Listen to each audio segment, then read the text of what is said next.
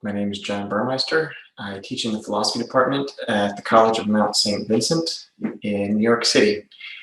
Thanks for your interest in my paper. It's called New Agents in the World of Work, Artificial Intelligence and Human Autonomy. So I'll just jump right in. Over the last few decades, the question of what sorts of jobs are most likely and least likely to be automated has been heavily debated. Less attention, though, has been given to the question of what impact automation will have on the autonomy and meaningfulness of human work. Based on our personal experiences, we might assume that the least meaningful and most boring jobs we've held in our lives might be the easiest ones to automate, and therefore the first kind of jobs to disappear. So, for example, being a dishwasher. We might also assume that the most meaningful jobs that we've held in our lives would be the hardest ones to automate. For example, jobs involving creative problem solving. If our intuitions about this are true, it would seem to bode well for the future of meaningful and fulfilling work. Yet, in the last few years, artificial intelligence has started doing things that look a lot like creativity and maybe even agency.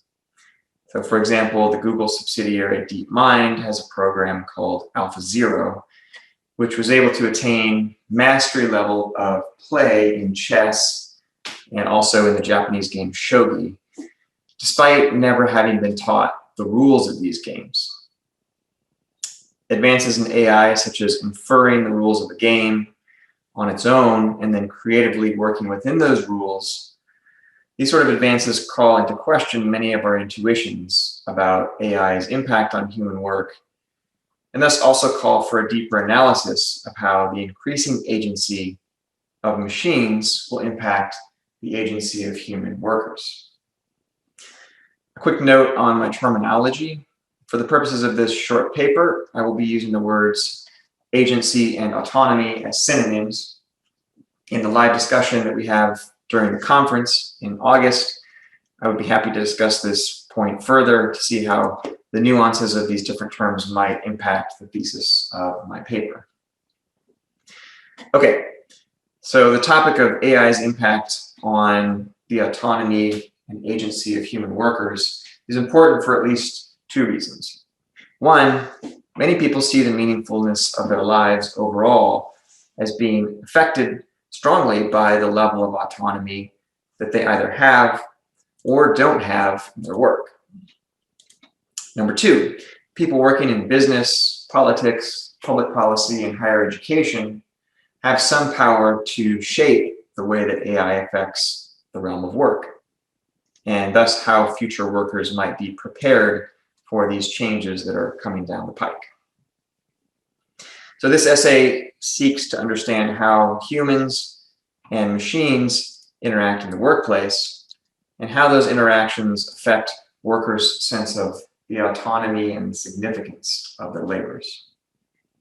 For example, when the machine that a worker is working alongside acquires something that looks like intelligence, how will this affect the role that the human worker plays in the larger process of work? In the 19th century, Karl Marx bemoaned human factory workers being alienated from their labor and, quote, sinking to the level of a machine.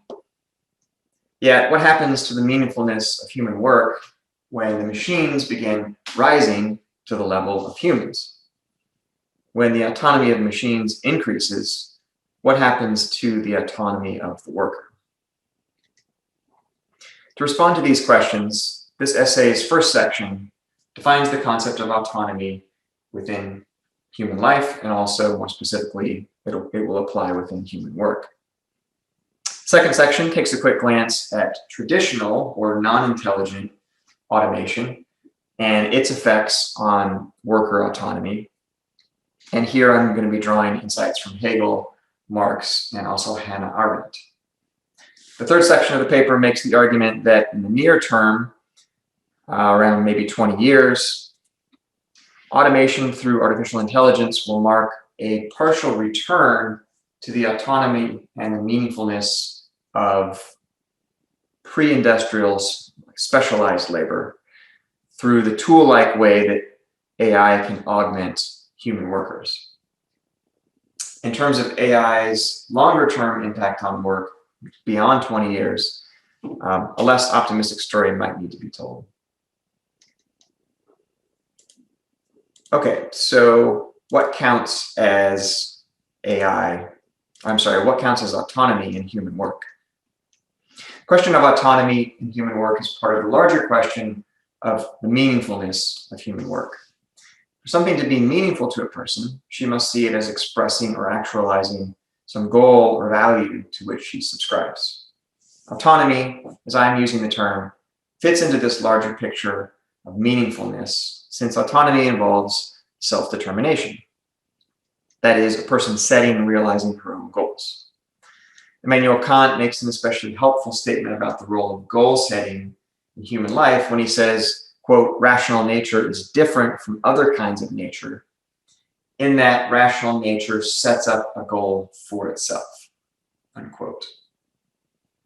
So autonomy, including autonomy in your work, involves, first of all, choosing your goals, or having some say in your goals. By contrast, having someone else set up a goal for you is to experience a reduction, however small, in who you are as a rational, self-determining, autonomous being. Secondly, autonomy involves choosing the means to one's goals, since one's self-determination would be reduced if someone else dictated how you need to reach your chosen goals. I think about this kind of autonomy using the phrase autonomy of means. And thirdly, and of particular importance to the topic of work, autonomy involves actually achieving what one has chosen as one's goals, thereby making real or objectifying those goals. As Marx wrote about at length, the truly autonomous worker, through her work, objectifies and makes real a part of herself in the external world, and thus can see herself in her accomplished goal, whatever that might be, whether it's a product or whether it's a research paper or whatever it is. To sum up all these points, we can say that a crucial part of what makes work meaningful to the worker is the extent to which that work allows the worker to be autonomous, and thus to objectify her goals and her very self into the world. And of course, this is not a black or white thing. There's a whole spectrum of autonomy going from the least autonomous all the way up to the most autonomous. Okay, so let's look at section 2, which is traditional mechanized automation. As we know from history class, one of the main pillars of the Industrial Revolution was the shift from tools, usually hand tools, to machines as the primary assistants in human work. I will argue in this paper that our current shift from non-intelligent machines to intelligent ones, that is the shift towards having mechanical assistants that possess something that look like agency. I'm going to argue that this is a kind of mirror image of the Industrial Revolution's shift from tools to traditional non-intelligent machines. What I mean is this. Tools tend to provide more autonomy to workers. Traditional non-intelligent machines tend to provide less autonomy to workers. And then a third category is intelligent machines, and I'm going to argue that they're more like tools than they are like traditional machines. And these intelligent machines contribute, in many cases, but certainly not all, to an increase in levels of personal autonomy within the workplace. So to better understand this progression from tools to what we might call dumb machines to smarter machines, let's quickly examine the difference between tools and what I'm calling dumb or traditional non-intelligent machines. Okay, section 2.1 is called tools versus machines. So in his work Capital, Marx presents an idea that gives us a helpful start in distinguishing tools from machines. Tools are artifacts whose movements come from the human body, while machines are artifacts whose movements come from a force of nature, such as wind or electricity. Secondly, says Marx, the artifact must have, in order to be a machine, it must have some means of internally regulating the movement that's given to it, such as by gears or a flywheel or something like that. So you can imagine a windmill that's used to grind grain or something. So this means of internal regulation allows a machine, in contrast to a tool, such as a hammer or a screwdriver, this internal regulation allows a machine to govern and control the transfer of its movements to the movement of the particular work. The philosopher Hannah Arendt also contrasts tools and machines by stressing the independence of the machine's movements from the human body. But she makes an additional point. While a tool's movements are controlled by the worker's movements, such as the hand tool, a machine's movements sometimes control the worker's movements. So you have a kind of inversion going on here. Tools, says Hannah Arendt, are, quote, servants of the hand, with their movements determined by the human body, while, quote, machines demand that the laborer serve them, that he adjusts the natural rhythm of his body to their mechanical movement, unquote. Consider a machine-driven assembly line whose speed determines the speed of the worker's motions. The transition from primarily using tools to primarily using machines thus represents a shift in control, shift away from humans and towards the objects that they have made. You might also think of a modern printing press with the humans scurrying around it and feeding it ink and paper and so forth. So this shift in control represents a decrease in the autonomy of the workers, and it has profound implications for the meaningfulness of work. In 1821, Hegel spoke of mechanized automation as being a double-edged sword with a long-term beneficial effect. Echoing Adam Smith, Hegel held that factory work dulled the mind of the workers and on the whole made their lives objectively worse. But in a discussion about machines taking over such soul-crushing labor, Hegel says, quote, through the completion of this mechanical progress, human beings become free once again. The human being is at first sacrificed, but then emerges as free, unquote. So at least with respect to the early phases of machine development, this optimism does seem to have been borne out by history. Yet, both the development of machines in civilization and also their impact on work are clearly still in their infancy. We're just seeing the beginnings of what machines might be able to do. So as we seek to understand the future, we need to ask, is an overall optimism still justified when the machines we work alongside change from non-intelligent to something like having intelligence? Okay, so what do we mean by artificial intelligence? What do we mean by agency within the context of machines? Let's talk about that now. When Marx said that the factory worker engages in, quote, machine-like labor, he clearly did not have artificial intelligence and machine learning in mind. Marx's constricted assumptions about possibilities of machines remain with us today, as seen, for example, when we describe something that's rigid or awkward as being mechanical. Marx's limited view on these matters is understandable, since in many ways the shift from non-intelligent machines to intelligent machines is similar to the shift from conventional to atomic bombs. It's a leap whose implications are so vast that even contemporary observers have difficulty comprehending them and making sense. So it's going to be helpful for us to define the term artificial intelligence so as to better consider its future possibilities. To do so in the most non-controversial way possible, let's consider the Alan Turing scholar Jack Copeland's entry on artificial intelligence in Encyclopedia Britannica. So we want to avoid the minefield of precisely what intelligence is and whether machines can actually be intelligent or whether they can just emulate intelligence. So to do that, let's just borrow from Jack Copeland's entry on AI, where he talks about intelligence as involving various capacities: the capacity to generalize, to learn, to solve problems, to have sensory perception, to use language.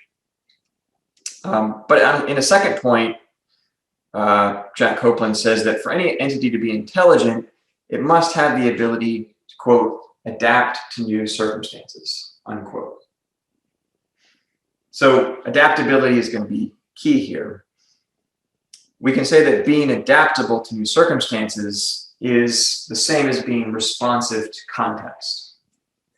Intelligent machines, in contrast to the rigidness of non-intelligent ones, are highly responsive to shifts in context, whether that shift be spatial, temporal, or semantic, or whatever.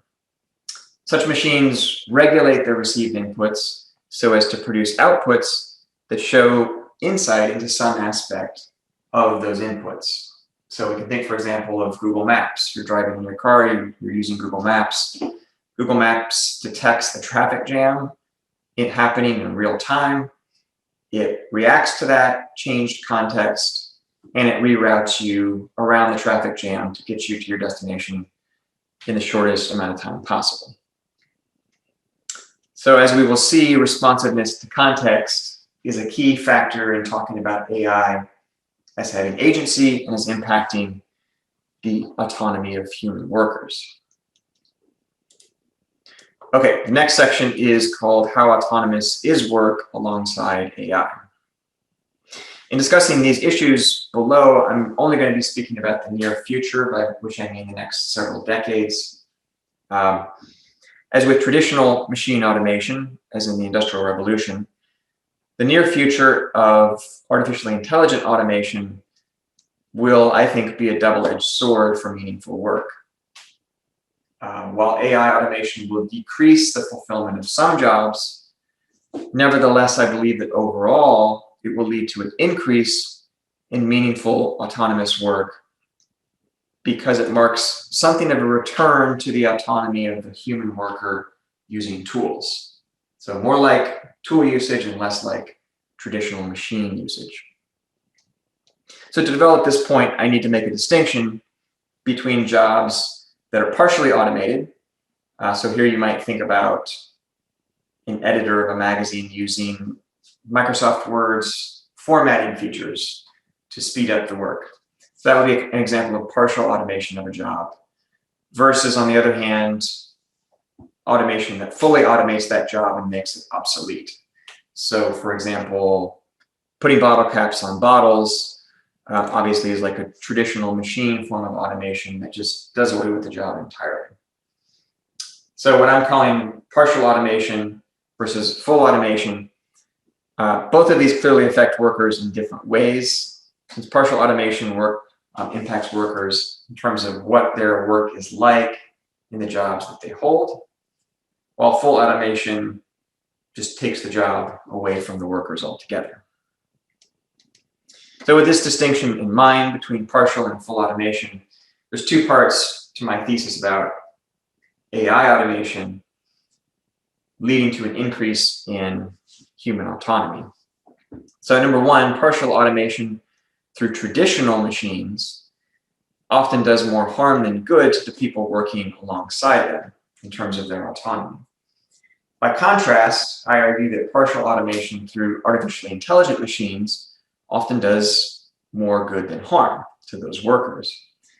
And as I mentioned before, the reason for this is that an intelligent machine, by interacting with humans more like a tool than like a traditional machine, can cede some control, some autonomy back to the worker.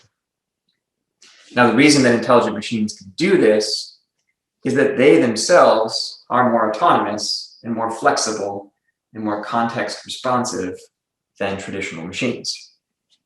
So in other words, agency here is not a zero-sum game. As the agency and autonomy of a machine rises, it doesn't mean that human autonomy needs to sink. It actually, they can rise together. Point number two here is that as with traditional forms of automation, AI automation that fully automates certain jobs will also increase the autonomy of human work overall. This is for the obvious reason that it pushes more and more people into jobs that allow for more autonomy, more creativity, and the greater actualization of the worker's ideas into the world. So it's important to note that this second point is, by definition, only true for those who still have jobs at all. If 50% of the workforce doesn't have jobs 100 years from now, then obviously that's a whole another set of problems we have to deal with. So due to the time constraints of this talk, I'm going to conclude the paper by speaking just a little bit more about artificial intelligence that partially automates certain jobs and augments the workers. So let's look at some examples.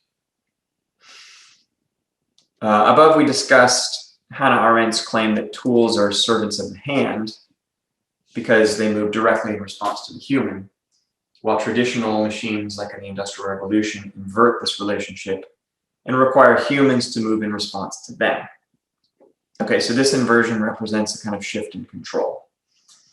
And I'm arguing that intelligent machines can reverse this shift because, as we saw above, they're extremely responsive to context, including the context of the worker's own nuanced bodily motions and thoughts. So in this way, an intelligent machine combines its predecessors.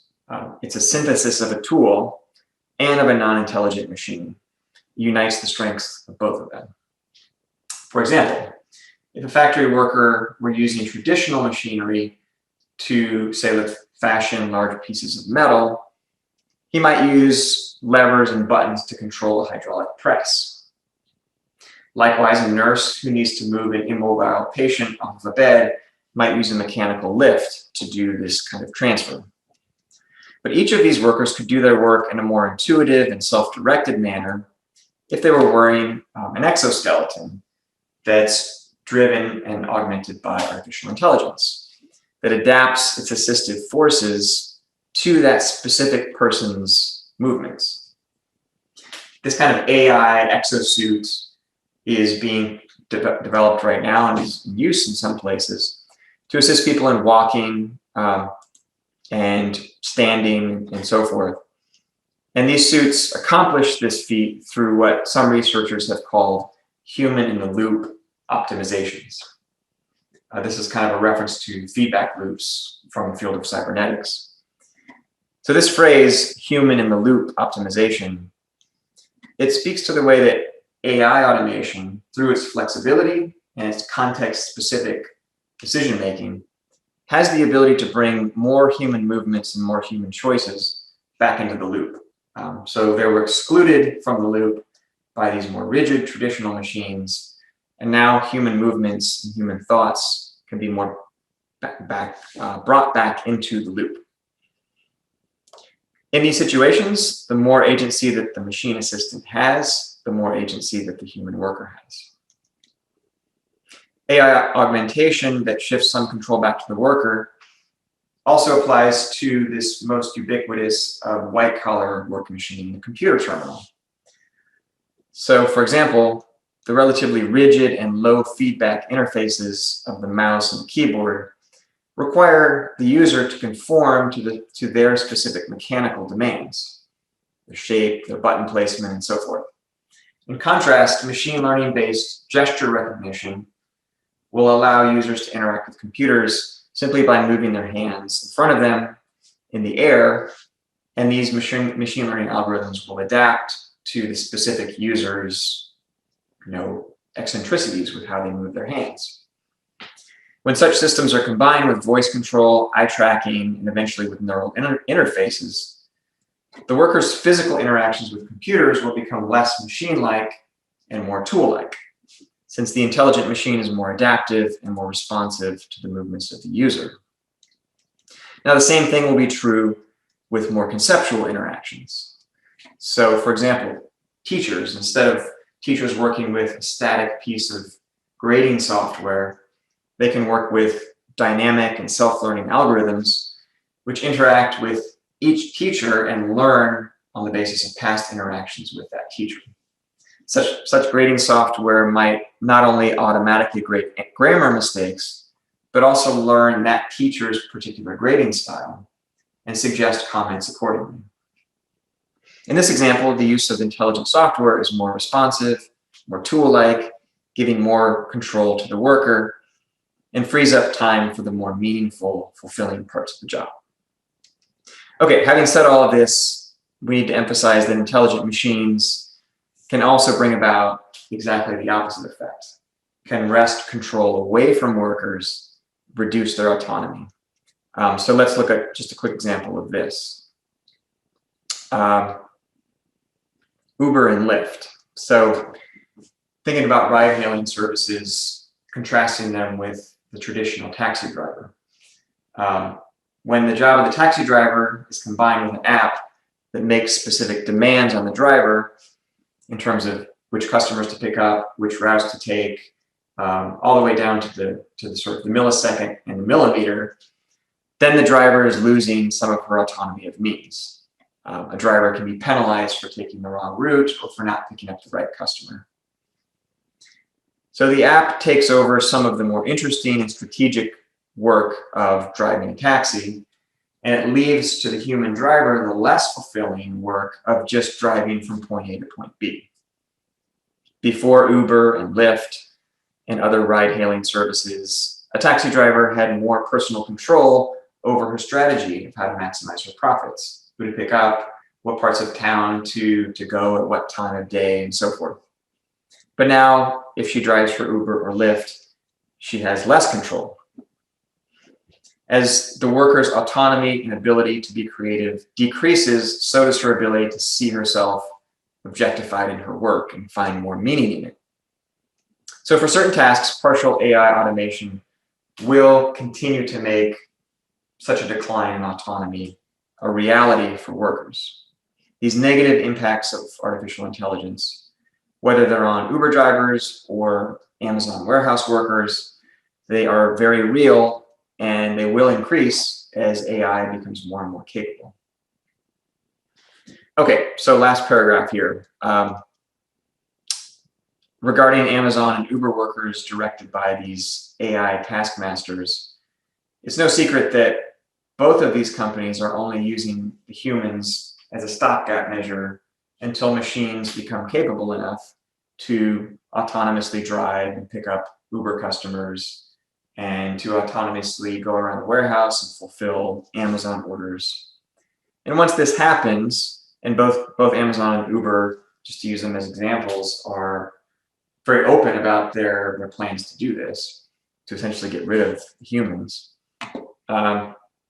Once this happens, this kind of inflection point will once again embody Hegel's description of the transition from partial to full automation that first enslaves the workers, and then he says, then it frees the workers. So first there's the enslavement, and then there's the freedom. Future generations will marvel that automobiles ever had steering wheels, but the disappearance of the steering wheel will be a powerful visual metaphor for the future disappearance of many, many jobs through full automation. Okay, so this leads us back to the question posed at the beginning of the essay. Does the autonomy of machines detract from or contribute to the autonomy of human workers? As we've seen above, this depends on the specific nature of the machine's autonomy and of what tasks are being automated. The autonomy of machines and the autonomy of workers stands in an inverse relation for the furniture factory worker and the Uber driver, but they stand in a direct relation for the furniture designer and the app creator.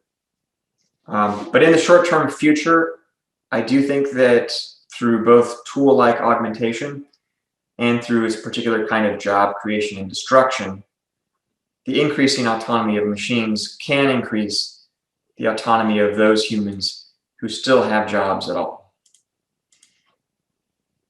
Thank you for listening, and I look forward to discussing this in real time in the virtual conference in August.